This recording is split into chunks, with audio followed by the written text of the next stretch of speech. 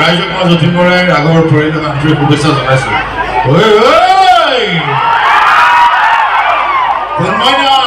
মৰম নদীৰ গাভৰু গাঁত যদি কেতিয়াবা জংগুনে আমনি কৰে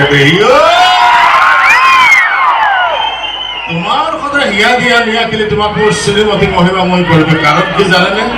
প্ৰেম হৈছে জনমে জনম। আমি আহিছোঁ, আহি ইয়াত উপস্থিত হৈছোঁ।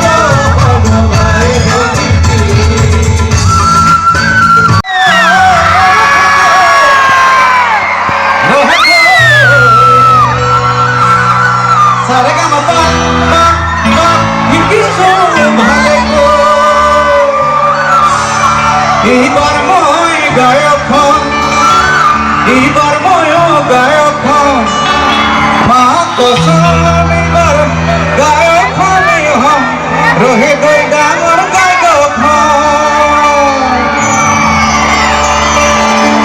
ধেমাজি কৈবৰ্ত গাঁৱত অনুষ্ঠিত